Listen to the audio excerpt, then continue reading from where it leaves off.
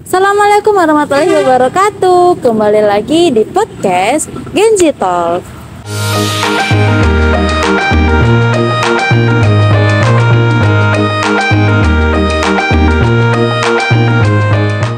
Kembali lagi dengan saya Najwa Amelia yang menjadi host pada podcast Genji Talk ini di episode kali ini.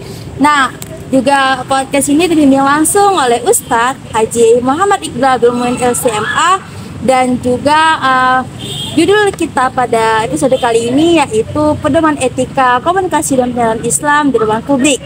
Nah, sekarang kita mempunyai dua narasumber nih yang akan memberikan wawasan mengenai topik kita pada episode kali ini, yaitu mari kita sambut Bang Fajar dan Kak Manda gitu. Assalamualaikum Kak, Bang. Salam. Bagaimana nih kabarnya hari ini gitu? Alhamdulillah baik, sehat. Oh, alhamdulillah baik ya. Nah, jadi kan Kak Manda sama Bang Fajar ini udah diundang nih di podcast ini kan. Jadi saya sebagai host ingin bertanya nih mengenai topik kita yang judulnya itu pedoman etika dalam komunikasi dan penyiaran Islam di ruang publik nih. Semoga orang kakak ataupun abang bisa menjawab pertanyaan dari saya ya gitu. Oke lah, kita masuk ke persoalan yang pertama, yaitu bagaimana sih pengertian etika komunikasi penyiaran Islam itu sendiri, Bang? Gitu. Atau Kak gitu. Etika dalam komunikasi dan penyiaran Islam adalah tentang cara berbicara dan menyampaikan pesan dengan baik sesuai dengan ajaran Islam. Etika ini juga melibatkan berbicara dengan sopan, jujur, dan tidak menyakiti perasaan orang lain. Di dalam penyiaran Islam ini juga penting untuk menyampaikan pesan dan dengan benar dan tidak menyesatkan orang lain. Lalu dengan menerapkan etika ini, kita juga dapat berkomunikasi dengan baik dan dapat menyebarkan pesan agama dengan cara yang benar. Oh, gitu ya Kak. Oke lah, kita masuk ke persoalan yang kedua ini. Bisa nggak orang kakak atau orang abang berikan contoh hadis gitu yang cocok mengenai topik kita pada kali ini?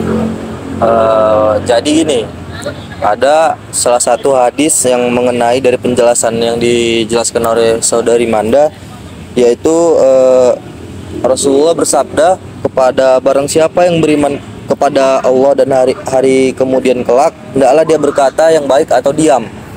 Nah, jadi dalam hadis ini mengajarkan betapa pentingnya berbicara jujur dan diam jika tidak memiliki sesuatu yang baik untuk dikatakan.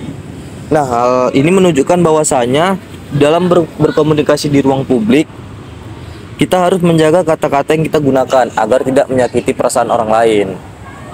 Itu kira-kira dari hadis itu bagaimana sih asbabul wurud dan peran hadisnya gitu? Nah, jadi asbabul wurud dari hadis tersebut ialah dalam situasi di mana Rasulullah SAW melihat pentingnya menjaga perkataan dan komunikasi kepada para masyarakat. Itu dia. Terutama kepada masyarakat muslim. Jadi gitu ya. Dan juga persoalan terakhir ini, bagaimana sih orang kakak sama abang menganalisis hadis yang dibacakan tadi? Hadis yang sudah dibacakan tersebut mengajarkan kita betapa pentingnya berbicara dengan kata-kata yang baik dan sopan. Dalam hadis ini juga kita perlu memahami bahwa komunikasi yang baik adalah bagian dari iman kepada Allah dan hari kemudian.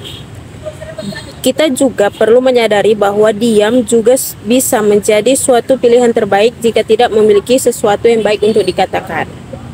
Dalam menerapkan pesan dari hadis ini, juga dalam kehidupan sehari-hari, kita dapat memperbaiki cara berkomunikasi kita dan menjaga hubungan harmonis dengan orang lain. Seperti itu. Oh, jadi gitu ya jawaban dari dua narasumber kita yang Masya Allah tadi. Semoga bisa bermanfaat untuk saya, untuk kita, dan untuk pendengar setia kita di podcast ini. Dan terima kasih kembali kepada Kak Manda dan Bang Fajar yang telah meluangkan waktunya untuk berbicara di dalam podcast kita ini. Dan juga terima kasih pada pendengar setia kita yang telah sedia mendengarkan podcast kita sampai akhir. Itu saja, see you next time in podcast Genji Talk. Assalamualaikum warahmatullahi wabarakatuh. Waalaikumsalam warahmatullahi wabarakatuh.